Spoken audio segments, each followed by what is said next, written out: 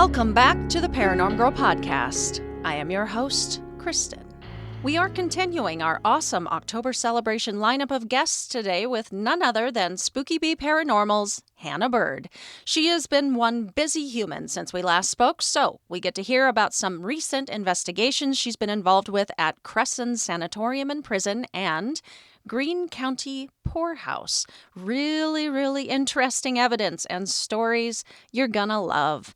Hannah also joined me after the show to talk about Ouija boards and misconceptions people have about using them. She's collected them for a while now, so it being so close to Halloween, had to take the opportunity to ask her thoughts on the subject. And I also share a fun little story of a troll who didn't like what I had to say about Zozo. Catch our chat over on the Patreon, folks. All right, let's get to our show. Please enjoy my conversation with paranormal investigator Hannah from Spooky Bee Paranormal. I have a very special return guest joining me today. I mentioned it on the last episode, so I hope you all have been really looking forward to this just as much as I have. Please welcome back to the show, Hannah from Spooky Bee Paranormal. Hi, I'm so happy to be back. Yay! Yes, I'm so happy to have you back. I remember our last conversation was just a lot of fun, and afterwards just being like, I gotta have her back on. I gotta get her back. That was definitely some of the most fun I've had on an interview, so I was very excited when you asked me to come back. Yay! Well, I shall try not to disappoint today. My standards are set very low. Don't even worry about it. Okay, we're on Zoom again. I'm noticing a difference of location. Where are you? Did you move? I did not move. I actually just moved my couch from one side of the house to the other. So that was the view you had last time. Oh, okay. Okay. Yeah, I was worried there for a second that you'd gotten rid of some of your Ouija boards. Oh, no. Well.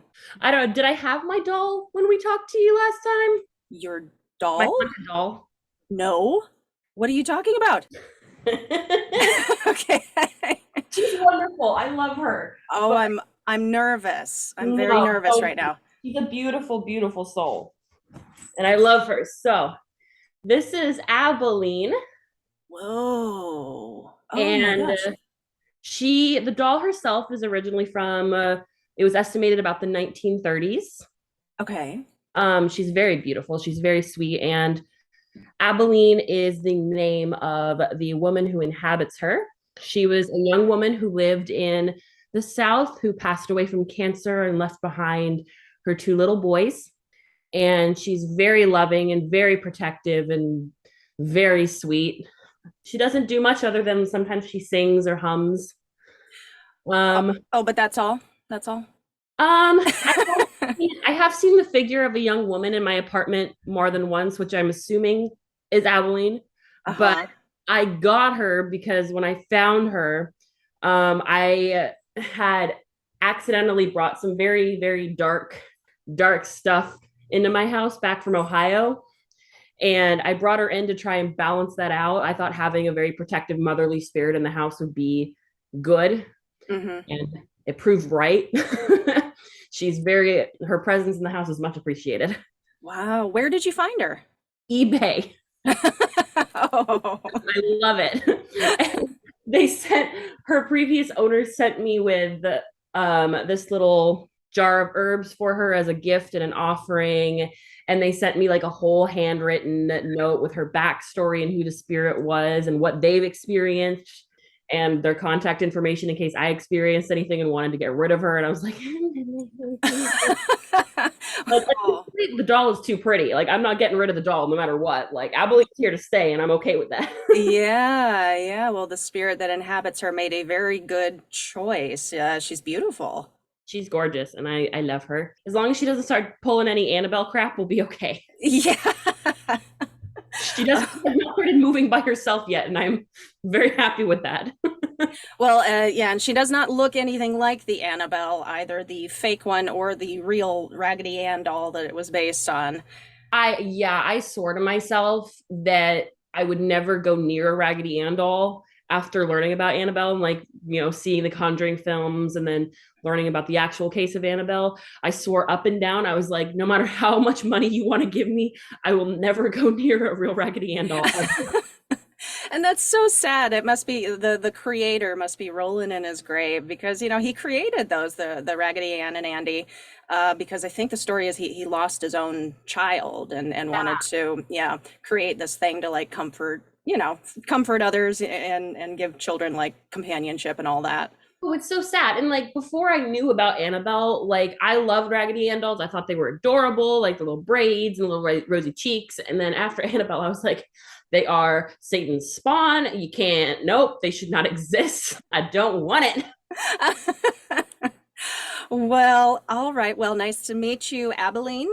And you have another new addition to your family, Izzy. Yes, I back in June I rescued a pupper. She's a 2-year-old beagle and American foxhound mix, but I'm suspicious she has some kind of lab in her because she does not have some of the temperaments of a hound or a beagle at all. But she is the most needy, most loving dog I have ever met in my life. Oh, well, when you showed her to me on the video, you can just tell, sometimes looking at them, those eyes, they just speak volumes. Oh yeah, she's mastered the puppy eyes, and if she does, she's a little bit mischievous, and by a little I mean a lot. She does this thing where if she knows she does something bad, she'll sit down, like cross her paws in front of her, give you her puppy eyes, and then smile at you. And it kills me every time. It doesn't work on my boyfriend, her dad, who she loves him, but she's very like timid around him because I'm a sucker. Like I'll discipline her sometimes, but she gives me that look. I'm like, anything you want. I love you. I'm so sorry. I didn't mean to yell at you. You're everything to me. You're the world. I love you. And then her dad's like, you're done. You out. Well, they'll find their speed, I have no doubt. I'm curious, does she ever see and hear the things that you spoke about? Yes, she does. I think there might be something that in my house that I'm not aware of that she's picked up on too. She doesn't show any kind of fear as some dogs do. It's more you can tell that something's going on because she'll stand in the middle of my living room with like full alert, full paw, like hound mode up, tail back, like looking around. And usually she'll look right at my mantle where all my art objects are. So that's when I'll break out like my Ovilus or, something and start like listening. And she's very sensitive though, like emotionally. Like me, I think she's a little bit of an empath because, some dogs that I've met, like they can really only tell when you're like really angry or really upset or really happy, like the extreme end of emotions. Mm-hmm. Picks things up automatically. Like when there's the slightest shift in my emotion, she's totally alert to it. And I think it's the same for the spirits in the house because I'll notice shifts in her emotions too, even when I'm totally fine. Because I work from home now, so I'm home all the time. Mm-hmm. And I'll just see her just like suddenly perk up and then start like whining a little bit and get lower to the ground. And oh wow, I'm very submissive and very concerned.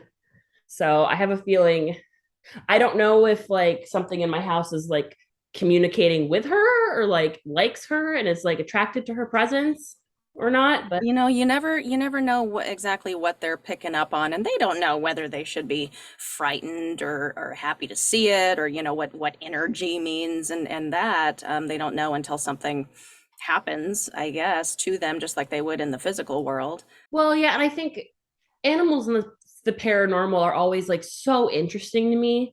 It's like I remember the only encounter I've ever had with like an animal in the paranormal was at Waverly Hills when they talk about the dog who was murdered with it, unfortunately, with its owner inside Waverly Hills, and there's the spirit of the dog who still walks around Waverly Hills. Sometimes you can hear the collar and hear the little paw pads, and so like ever since hearing that story, I've always had like, well, not always, but ever since that, I've really started to wonder more about like animals and their connection to the paranormal. Mm-hmm. Which I think it's really cool because obviously animals, dogs especially, pick up on stuff that we don't. Right. And I wish more locations would allow us to bring dogs to them, which I totally get why not. They're destructive little pieces of crap sometimes. um, but I think it would be really interesting to see like what results we can get if we use dogs and followed their instincts instead of ours. Yeah. I asked that question to Rob Guttrow. I don't know if you know who that is, but he's a pet medium. He's a medium just in general, but he does pet readings as well, and he has an investigation team. And I asked him that, like, hey, do you ever bring dogs in since they're so like sensitive to this stuff? And his he said no, and I understand his reasoning, just because it might frighten them and overly frighten them and stress them out, and I totally respect that, absolutely. But I would think, like, if you've got a dog that's like cool about it, chill, and maybe not like all investigations, or it's interesting to know that they are in fact, like, it is scientifically speaking, they are in fact seeing and hearing things that you will never, as a person, you will never see and hear these things. So they're picking up on these extra levels, and I just find that sensitivity so fascinating. Oh yeah, I mean, like with Izzy, it makes me wonder if she has experienced this before with like her previous owners or whatnot. Because like again, when she first came in the house and I started noticing it, no fear in her whatsoever. It was just straight up like alertness and curiosity. Like she was just very intently listening and paying attention to something Yeah. that I couldn't see. So it makes me wonder, because obviously I don't know anything about her background other than what her previous owners had told me, which was all good stuff, but I imagine there was some not so great stuff too that they just didn't want to share. Oh, well, welcome, Izzy, as well. So on to the subject of paranormal investigation. Since we last talked, I think you have been up to some things. You said you were going to go investigate two specific locations. I'd love to hear about those, your experiences there, and if you've done anything else in the interim. Yes. So since we last talked, I think I had just gotten back from Waverly Hills last time we had the chat. And since then, I went to Greene County Poorhouse and Cresson Sanatorium and Prison out in Pennsylvania. And both of those back to back, again, I'm so stupid. I need to stop doing back to back investigations because it just wrecks my body and my mind. And like, I'm completely out of it for like 3 weeks afterward. I'm like, nobody talk to me. I can't function anymore. Takes it out of you. It really does. Both of those were absolutely incredible investigations, both brand new locations to me and ones that I'd really wanted to go to for a while. But I have to say, out of the two, I have the most to say about Greene County Poorhouse because it was absolutely insane. Like, I think it was probably one of the most active, consistently active locations I've ever been to. And it's also one of the smallest locations I've ever been to, because it is just, it's still a big house in terms of like maybe on the like larger end of like modest houses, but it's still quite a small area to be investigating in. And the very creepy part is in the basement, which is, just has dirt floor, stone walls, very, very, very creepy, very not lovely, and not a place I would want to spend an extended period of time in. There's a room that has iron cuffs in it attached to chains where one of the staff would chain patients to if they were misbehaving as a punishment. Oh my God. What? Yes, it's not pretty. It's something that I fully disagree with. And I always have a harder time investigating places that have a strong connection to mental health and mental health treatment, like poorhouses and lunatic asylums and hospitals and that kind of stuff. Because I have a very deep personal connection to those kind of locations just from my own past. And it's always harder for me to deal with spirits who have been mistreated for their mental health. I was with Charm City Paranormal and Wolf Paranormal, who are both amazing, amazing investigators. I love them both. And we did an Estes session where Mike from Charm City and I both took turns chaining ourselves to the cuffs. And, the others would ask questions. And I, at one point, when I was chained up, felt like I just got punched in the gut, like I just felt the entirety of the wind just get knocked out of me. Like I almost stumbled backward. And the whole entire time, I just felt like a sense of just pure fear and pain, emotional pain. Wow. So you were picking up, are you historically, do you usually have like some of those empathic, like that sponge capability? So I've always been very emotionally in tune with other people. And last almost 2 years ago now, when I went to Waverly Hills for the first time, that was my first huge scale investigation that I've ever done. And I didn't really understand what it was to be an empath or what that really entailed in terms of like the paranormal. And I was not prepared for feeling all these feelings that were definitely not mine and I had no control over. And it was very overwhelming because, like, 1 second I'd be fine. I was excited. I was very just having a really good time. And then all of a sudden I was pissed off. I was super aggressive and like super frustrated and angry, like out of the blue, was not my anger whatsoever. And then in another minute, I was shaking and crying and upset and like terrified for my life over nothing. And the one of the guys who I was investigating with at that point, his name was Steve Brott. He pointed out and he was like, "Are you an empath? Like, do you like know what that is?" And I was like, "I know, I don't really know what that means." And he's like, "You should research it a little bit more because I think you might be." And he was right. The more I kind of researched with it, the more I really resonated with it. And then when I started investigating more after that, I really played with that and tried to figure out, like, is there something I could do to like purposefully tap into it? And I haven't figured that out yet, but it's a lot less scary now knowing that. Yeah, yeah. Well, that's got to be so exciting, though, to be able to add something like that that you never really thought about before to your toolbox now as an investigator. It's just extra confirmation.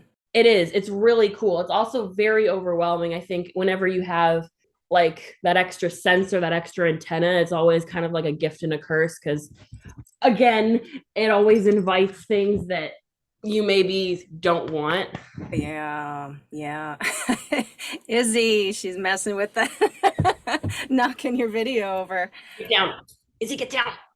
Well, okay, this is your view now. She desperately wanted to be in the show, so we'll have her. Okay. All right. So what aside from the Estes method and that session that you did, what were some of the other occurrences at the Poorhouse? Yeah. Well, first of all, we were run out of the main house by a bat. You know, the minute the bat came in, it's that house is now. It's not our house. We're not allowed.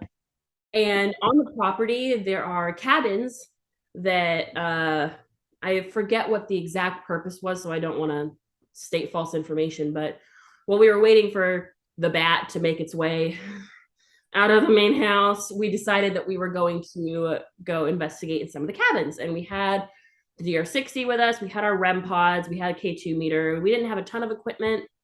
So we set up in one of the back cabins and we were like, let's, run the DR60, we'll turn on the REM pod. We were sitting at this table in the corner that had like a bench around it.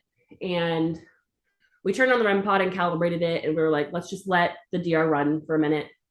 This was one of the craziest EVPs I've ever personally captured.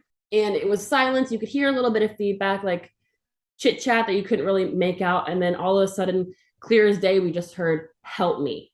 Whoa. Like Whoa. very like whispered, and like none of us had said anything. And we were like, what the hell? Did you post that anywhere? I feel like I probably did somewhere on my Instagram. Maybe I thought I did and I didn't. I have it. I'll send it to you if I didn't post it. Oh my gosh, yes, I would love to hear it. And then we were like, we gotta like ask questions now because like that's crazy to us. And so we started the recorder again. We were like, who are you? Like, who needs help? Like, do you have a name? Like, what's going on? And we heard again, it was like, "Help me." And then, "I'm Ed." And then at this point, our REM pod started going off like crazy. And we were all far enough away where we weren't setting it off. Right. And I forget if it was Mike or Wolf Paranormal who said it, but they were like, "Okay, if you're here, light up the REM pod, blue for no, purple for yes." And immediately the lights turned purple. Okay. Yes, this is just like one thing after another after another. Okay. I'm not a huge fan of REM pods because I think that there's just it's just a motion sensor. I think there are so many better motion sensors out there, but I had honestly never thought to use it like that before because there are different colors that it lights up the closer you get to it. Yeah. And I thought that was a genius call to try. Yeah, no, that's a fantastic idea because you're not just giving them just okay, just this or this, but you can give them like an option of how to respond. Exactly. And, we were spewing different questions and we were like, is this Ed? And then it lit up blue. And we were like, oh, is there more than one person here we should be aware of? And, it starts lighting up different colors and then it settles on purple again.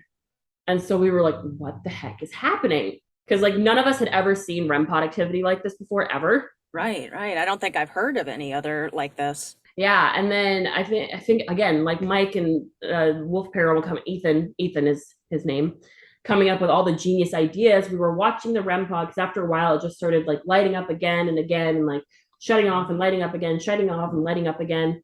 And then Ethan goes, it kind of like it looks like Morse code, doesn't it? Oh, interesting. Okay. Another genius idea, like too bad none of us like knew anything about Morse code because I would have loved to test that theory because there are so many, equipment pieces like that in the paranormal. And I've never heard anybody offer that kind of idea of like, well, what if the spirit is trying to communicate with, with us using Morse code? Did she just hear that? So I'm staying calm, but sometimes I get some spiders and they're big. Yeah, the fun of living in Washington State again. Y'all got some big ass spiders here. Oh yeah, we do. Just the other morning I woke up and there was a fat one probably about like this big right Woo!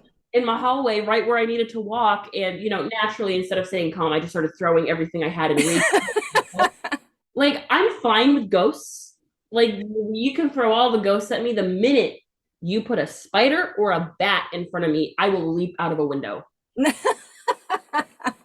You know, I like bats. I mean, I like the distance between myself and them, but they're really cute. Like they're very cuddly, loving little creatures. I know, I see your face. I know. Oh no, that's not the reason why. They are adorable, but every time I have run into a bat, it has woke up and chose violence and like come right at me. Like at Green County, when we were run out of the cabin, like pretty much right after the last story I told you, because this bat came and it was like circling the table, coming at all of us. And one of the guys we were investigating with literally like army crawled and like rolled across the floor of the cabin to get our equipment because we all ran out so fast. Oh. And then at Weebly Hills, when I was in the main hallway going towards the lobby past the morgue, I got hit in the face by a bat.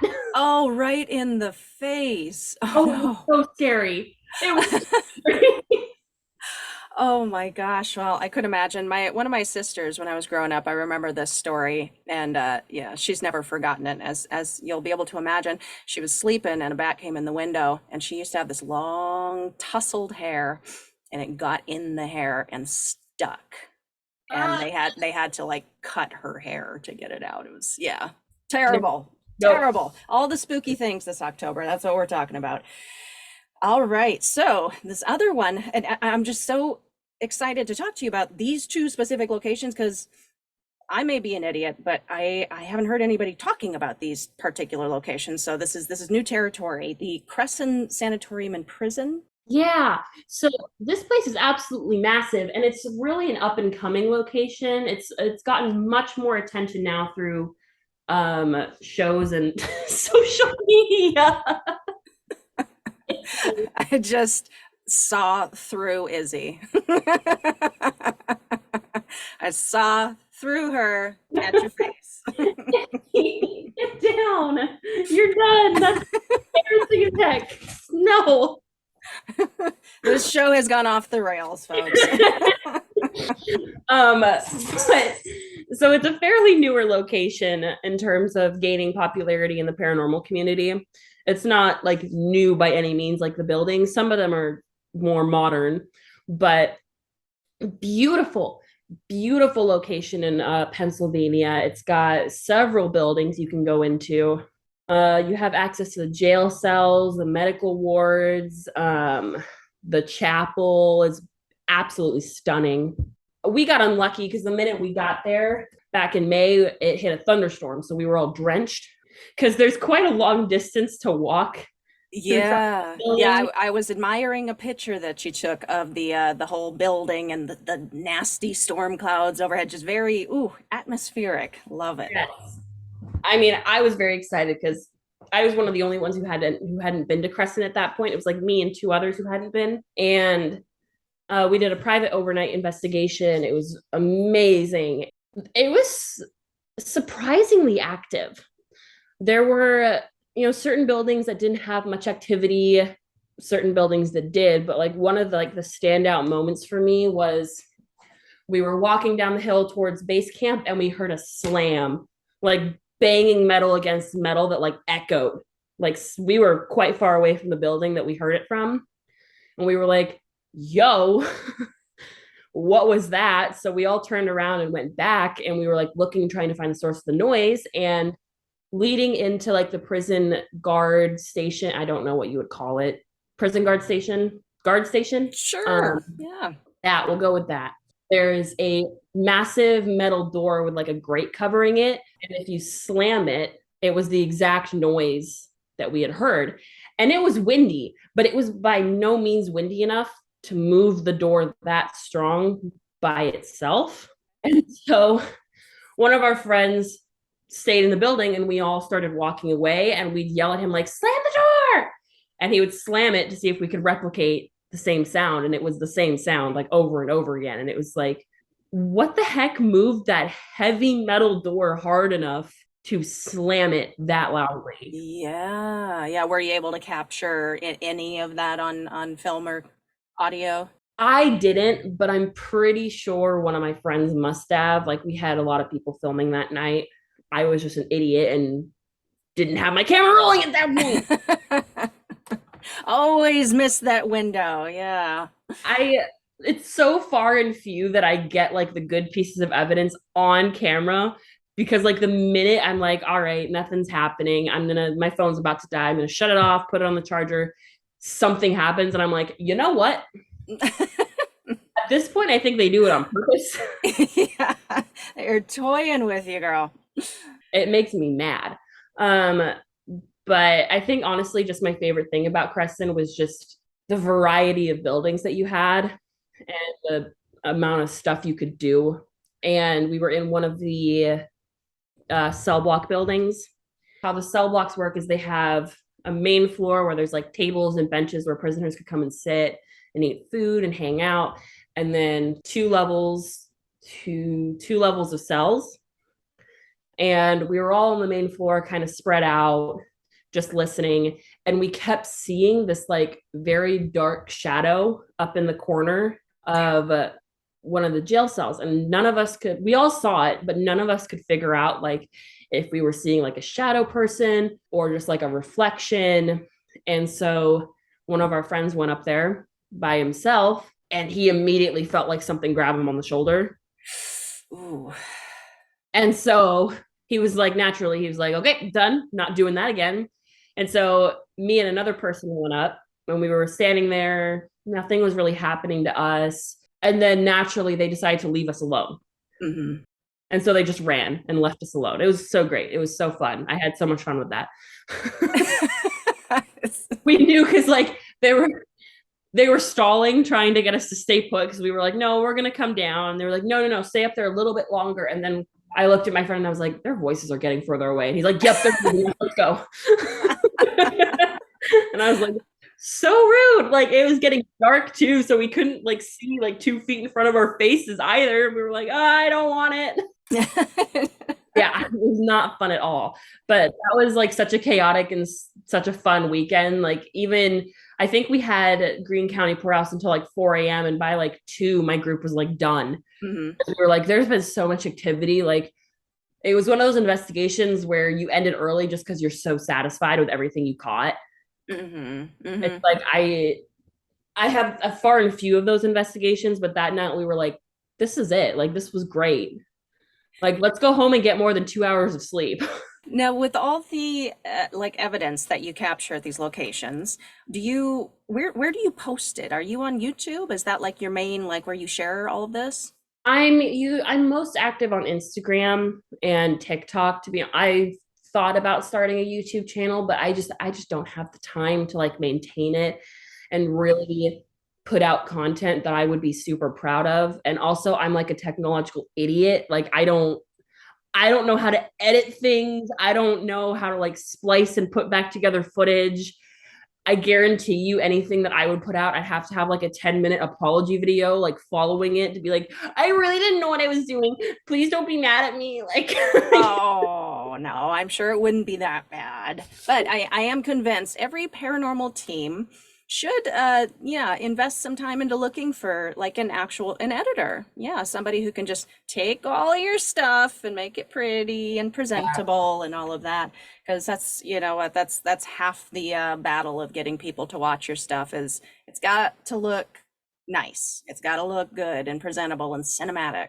it does. And like, I've toyed with the idea of like really starting a brand with this, but to be honest, like I've seen kind of what happens when brands blow up, and it's like I don't want to feel like I have that obligation Oh, okay. Okay. because I love doing the paranormal just for fun. Yeah. And it's like I love being able to contribute when I can, but I don't ever want to feel like I have an obligation that then turns into, oh no, I'm not getting enough content on this investigation.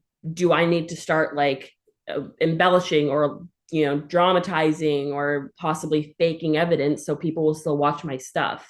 Right, right. And that, you know, that's a big leap that I think in this world specifically, paranormal investigators, or if they have a team, something like that, they really have to consider, like, if you're thinking ahead and you do see yourself doing this in the future, and maybe this is all that you want to do, you want to make money from this, you want this to be your career, like at some point, you're going to have to make that leap, make that decision to, I'm all in. This is all that I do. My world revolves around this. Yeah, and hopefully, fingers crossed, you don't ever have to fake evidence. And you know, we know they do it on the shows, like yeah, yeah, Absolutely. yeah. But it's like I feel like when it comes to like where I stand like morally with the paranormal, I would rather have no evidence at all and tell my authentic experience and paint an actual picture of what it is like to investigate in the paranormal community Yeah. than have no evidence and have several thousand viewers or potentially millions of viewers who will get frustrated and upset if I post a video with no evidence explaining that no, you don't always get evidence when you investigate, and that's okay because spirits don't run on your schedule, you run on theirs. And whether they decide to show themselves to you in one way or another is on them, it's not on you. Yeah, they're not going to perform on command for you. They don't do tricks for you. Yeah, and you just have to kind of go with it, and what if they want to communicate, what they want to give you, that's what you get. But I do appreciate you wanting to do this because of the passion of it. Like that's because that can get kind of left by the wayside too. The longer and longer you do it, people start doing it for the wrong reasons. And it's like, no, just, you know, whenever you lose motivation, whenever you lose excitement about it, just take it back to why you started in the first place. Yeah, I mean, recently I took a bigger step back from the paranormal community because I wanted to focus more, on local things and local paranormal stuff and like really keep it closer to home because with all the traveling and all the money I was putting into it, and unfortunately, you meet some not great people in the paranormal community who don't treat you the best and end up really making you lose your spark a lot. You have to make a lot of changes. Yeah, yeah. Are you talking about para unity or the lack thereof, or is it something specific? It's more something specific. I never really paid a whole bunch of attention to the drama surrounding para unity and whatnot. I know it was a big thing, and frankly, my head is still kind of in the sand when it comes to that kind of stuff because like I have my own little circle of people, and I hear about things in the paranormal community because I have people who are much better connected than I am. But For me, I think paranormal investigating is a delicate enough thing mentally and physically for a person where you really need to have people by your side who 100% will have your back in the location and out of the location. And that was just something that I didn't have, which was a hard realization. But bringing it closer to home where I have people who I know are like that has done wonders for my mental health. Because, like, I definitely, after this last weekend of investigating, was not great mentally. I was exhausted. I was frustrated. I was really stressed out. And I really had to sit with myself and be like, I'm really losing my passion for this right now. What do I need to do to bring it back? Because I will always love investigating. It's always something that I want to do because it's always rewarding to then get to do stuff like this and like talk about it with people and like share it. But there's no point in doing that if you're stuck in a place where you don't have the passion for it. Sure. Yeah, no, I cannot agree more. Yeah, I'd love to be part of your team. I want to support you, and this is any way I can. I know we talked actually about Fort Warden. I mentioned it on socials.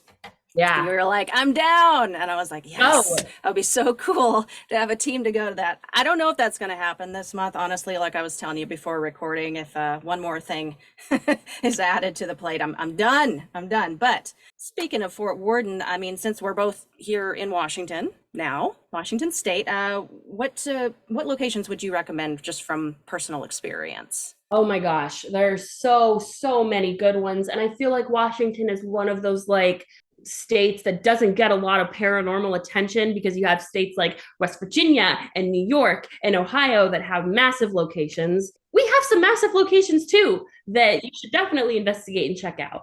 The biggest one that I always tell people about is St. Ignatius Hospital in Colfax, Washington. I'll be going there next month, actually. Really? Let me buy you some coffee that is in the next town over. Where you're in Pullman? Pullman, yeah, yep.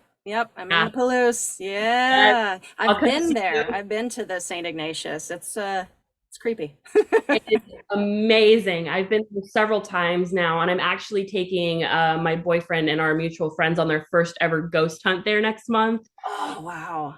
And I just know it's going to be the funniest. It's more purely for my entertainment because I've investigated there so much now. I just really want to see them like lose their minds. Mm-hmm. And like, because they're all very macho guys and who've never been on a ghost hunt before, and I love them all to death. But I was like, I know one of you is either going to pee your pants, run out of the building, or cry like a little girl, and I'm very excited to see that. Now, what have you captured at St. Ignatius? So I've had a couple of experiences at St. Ignatius, and if you're looking for another person to talk to about St. Ignatius who's a lot more knowledgeable than I am, her name is Elizabeth. She goes by Elizabeth Paranormal on Instagram.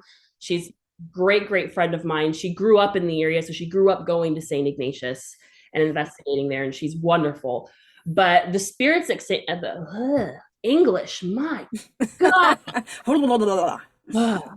I talk really fast when I get excited about something, and I really stop doing that.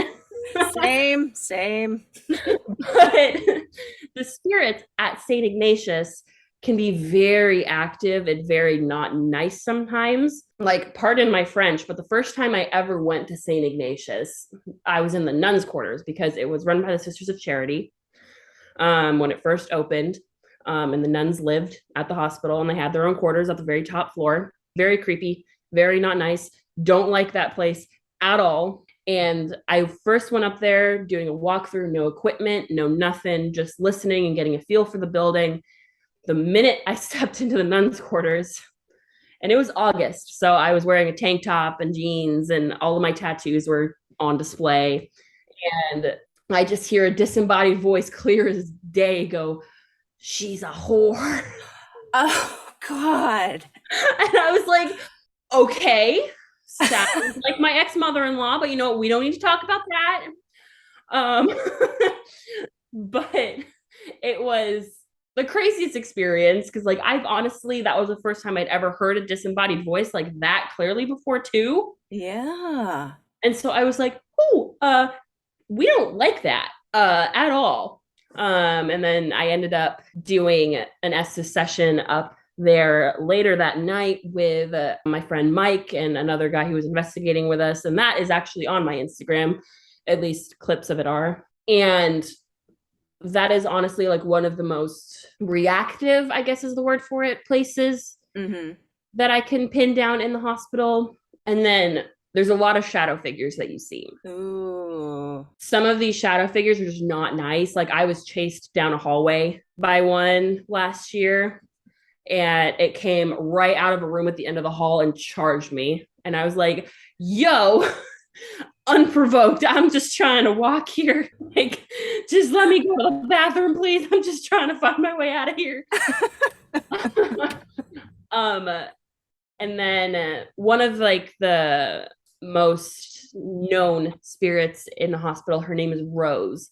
And she was a schizophrenic patient who lived at the hospital, and she had a habit of talking to her finger like it was her friend.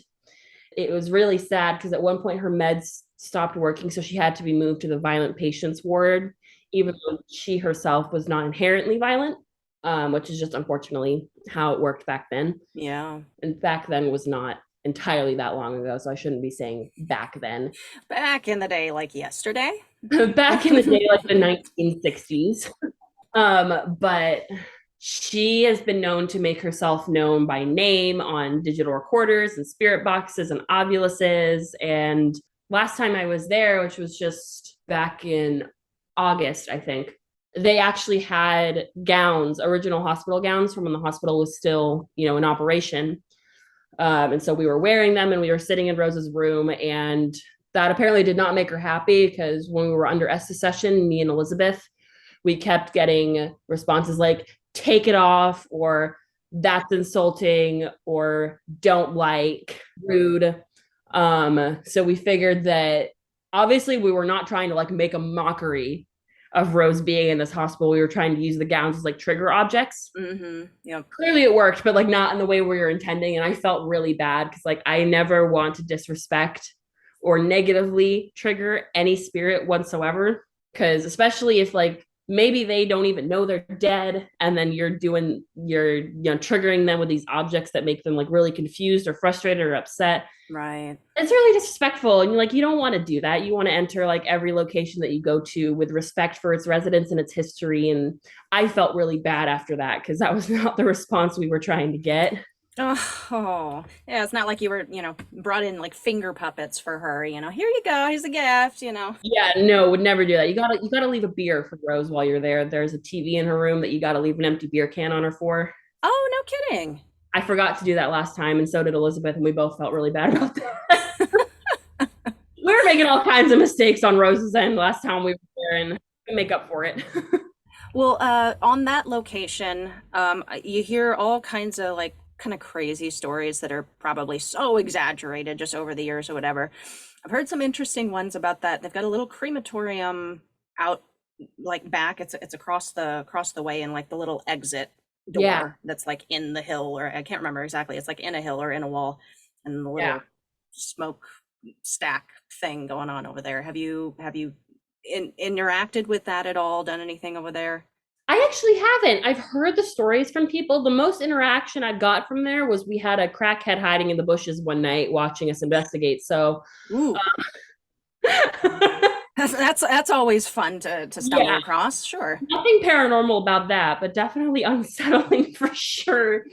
I don't know how much I believe about those stories. I will always take any story that is told to me or I've heard at face value until proven otherwise, which obviously you can't really prove or disprove anything in the paranormal because everyone has, not everyone, but almost always your experience is going to be different in some way. But I think a lot of it is probably just residual energy from the hospital because it's in such close proximity. Because in terms of like deaths at the hospital, like there's been no, and I know this is disappointing for a lot of people to hear, there's been no like fantastic murders or spectacular mysterious deaths. Most, if not all deaths were patients at the hospital, and there's a very real logical reason behind it. I personally think a lot of the reason there's so much hauntings happening there is just the pain that the patients experienced while they were alive there. I would like to think that any negativity there is just a manifestation of that pain and frustration that the patients felt while they were alive, and is not a manifestation of that patient themselves. Yeah, yeah. Well, and I think that yeah, there can still be, that heaviness and that energy and stuff. Like what you were saying last time, was, what kinds of locations can you always count on to have activity? And you said hospitals. And Mhm. that's exactly why, because even if there's no fantastical murders or somebody didn't hang themselves or something, just dramatic like that, these places seem to just hang on to that ever present, yeah, like pain and anger of the patients that sometimes spent their last days there. Well, yeah, and I also think like, I know I talked a little bit about this last time, but like how much Hollywood has changed the paranormal community. I think there's now an unspoken expectation, especially for a lot of newer investigators, Hmm. that if a place is going to be haunted, it has to have some fantastical backstory or terrifying backstory to it, Right. which is not true. And I know it's really disappointing for a lot of people to hear that. Whereas, like with St. Ignatius, it's like, yeah, people died here. Some were not under the best of circumstances. Like a worker was crushed to death when the hospital was in its very early days, but he wasn't murdered, Hmm. a pure accident. And they were like, oh, but like his death went unsolved for a long time, right? It's like, no, they knew exactly what happened to him. And they're like, oh. And I'm like, yeah. Yeah, yeah, that sucks. So yeah, always kind of dig in for the okay, but yeah, what really, where's the drama? Give me the juice here. And it's like, oh, I think you're doing it for the wrong reasons. Like investigate the paranormal for answers and because you're curious and you're passionate. Do it for that. I mean, and I think like there's something to be said about those kind of locations where they do have fantastical and mysterious, tragic deaths. Like West Virginia Penitentiary, some of those deaths were like absolutely horrific. Like there was an inmate who was cooked alive in a pot in the kitchen during a riot. And I think like locations like that like set a tone for a lot of investigators because like those are the ones that you always hear about in like the paranormal shows and online. If you go looking for it, those are always going to be the locations that pop up first because they're the most interesting to read about. And I think a lot of locations like St. Ignatius fall through the cracks because of that. Like another Washington location that similar, no one like to our knowledge, no one has like had a fantastic death or like there's no crazy backstory to it, but it is very haunted. It's the most haunted house in the state is the Walker Ames house in Port Gamble. And it's a beautiful, beautiful house, beautiful stained glass windows. It's right on the water. We actually don't know why it's haunted. Like, there's not enough information to be found about like the Walker Ames family to tell us why. Like, we have theories about who haunts it and why, but it is one of my favorite locations now because of that, because we can go in with a non biased opinion because we have no choice and then we can build new theories and new guesses and new ideas about this house and its hauntings from that. And I think there should be more attention paid to those kind of locations because it allows for even more unbiased investigation. Well, that's an interesting point too. That a place like that where there really isn't a story, there isn't a history, there isn't really an obvious reason why there would be activity. Are you generally under the impression that everywhere is haunted, possibly to some extent? I mean, I think so. Like, there's so many different types of hauntings that aren't talked about. And really, the only type that gets the most of attention is, oh, this place is haunted because this man murdered his entire family, or this man leapt to his death in a spectacular, tragic way because his wife cheated on him, or like, that kind of stuff. Yeah. And, if somebody, even if you just bought a house and the owner was elderly and just passed away peacefully in her sleep, I think that no matter how you die, you leave a piece of yourself behind, whether it be energy, whether it be your spirit, whether it be whatever. So, I mean, in my experience, I think to a certain extent, everywhere is haunted. But does that mean like in every house you go to, you're going to get activity? No. And that goes for like every location ever. Like you could still go to like Waverly Hills and have a completely silent night. But I think with like elemental hauntings, energy hauntings, spectral hauntings, poltergeist hauntings, like there's so many types of hauntings that are never addressed. It's illogical to think that there's not something in every place you go to, because of like every state has hundreds and hundreds of years of history to it, not all of which obviously is great. Like, especially going back to like when this country was founded, I imagine that there is still energy here everywhere. And some of it just hasn't been tapped into, or maybe we never will, or maybe at some point it'll become more apparent. But I think it's very closed minded to assume that there is not some form of energy lingering in every place you go to. Awesome. Well, shoot. This hour went by so freaking fast. It really did. Didn't it? It went fast last time too. I cannot believe how sucked in we get into these conversations. Just like, give me more, give me more. So we'll save everything else for next time. But closing out the episode, I have some brand new questions for you, because this is where I get to the meat of it. I really learned the real you, Hannah. Oh yeah, hit me. Okay. So is there a paranormal topic that you have an interest in, but you don't often get to talk about? Ouija boards. Okay.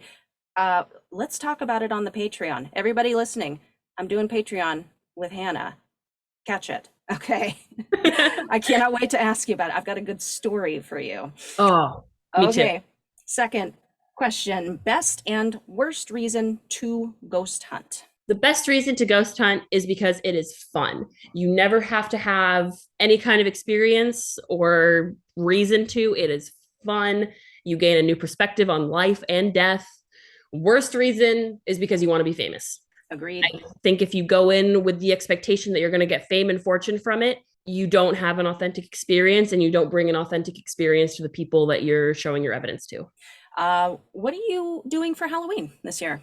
My boyfriend and I are going to be going as Shaggy and Velma from Scooby-Doo, and our two mutual friends. I know one of them is going as a Jedi, and we're trying to convince our friend Justin to go as Slave Leia from Star Wars. But we're just gonna hang out at my house, have some drinks, watch some movies, eat a bunch of candy. It's gonna be fun. Nice. I do not recommend the new Jeepers Creepers. I already saw it. It was really disappointing. It was. I couldn't, from the start, I could not buy, and I'm so sorry. I know the actors did really well, but I could not buy that relationship to begin with. And I'm not going to give anything away. I was just like, yeah. So, all right. Well, that sounds awesome. I love that. I think I'll probably do something similar. Not the Shaggy and Velma bit, but yeah, got to find something cool to wear and do some movies, of course. All right. Final question. In honor of October, in honor of Halloween. Yes.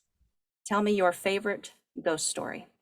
Oh, my favorite ghost story. Does it have to be like a campfire ghost story, or is it one that I personally experienced? You can do a personal experience.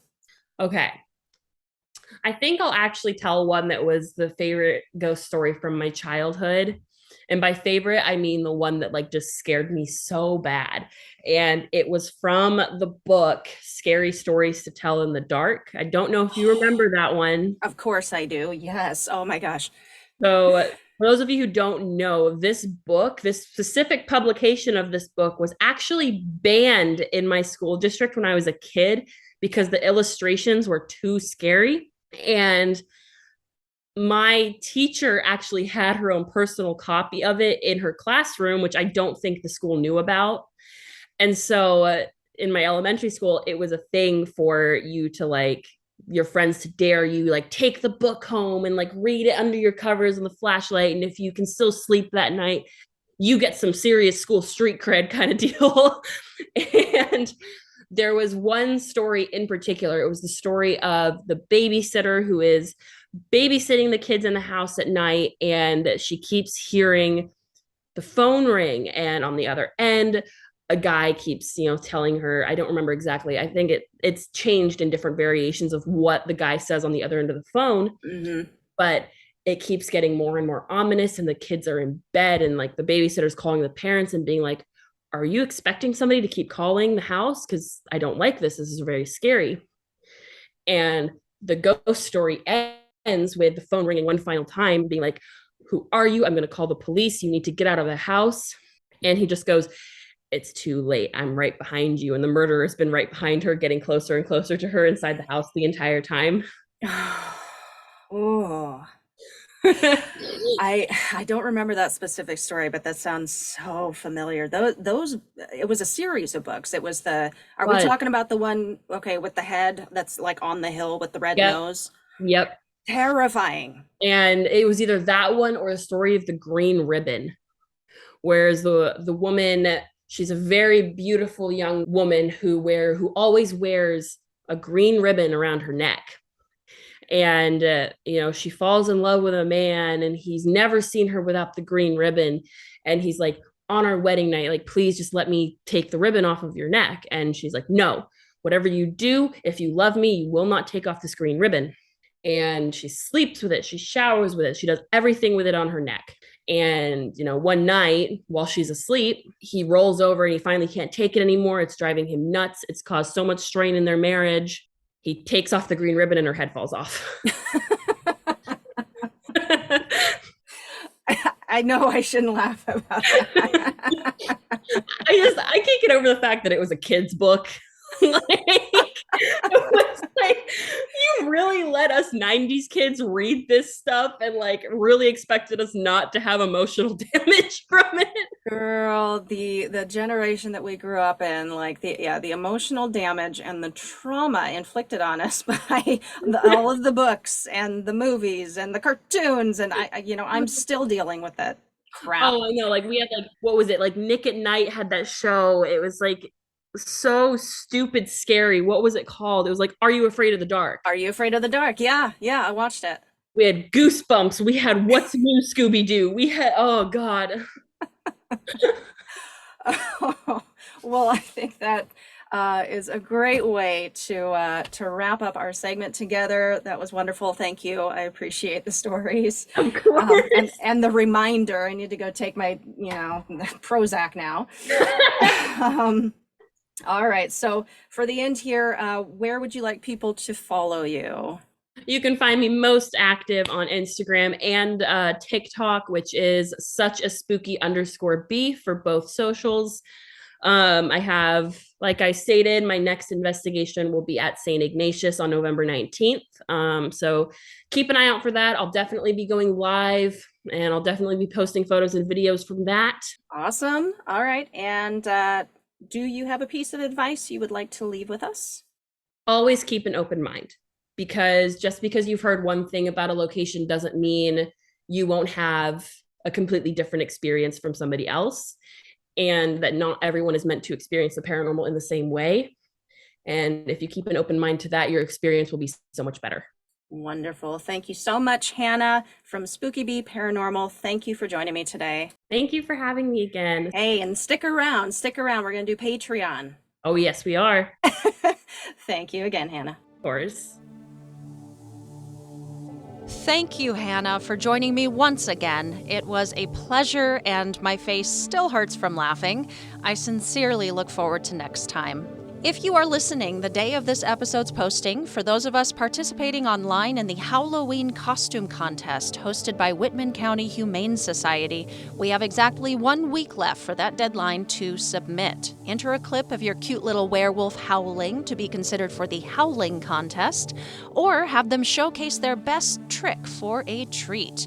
Or submit pics of doggos and or doggo parent teams all dressed up for the holiday to enter for Best Costume and Best Owner/Pet Costume Duo.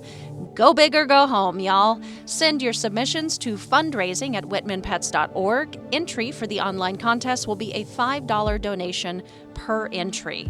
If you're located in the Palouse area, participating in person sounds kinda rad too.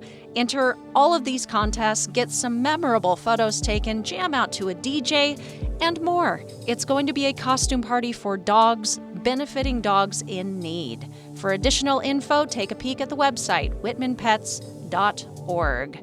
Rate and review the show on all platforms. It is so easy to do and takes but a moment of your time. You love the show? You want Mo? Rate and review. It's the kind thing to do. I'll see myself out. But we'll be back on Tuesday with a brand new episode. Until next time, stay safe, keep the nightlight on, and sleep with one eye open.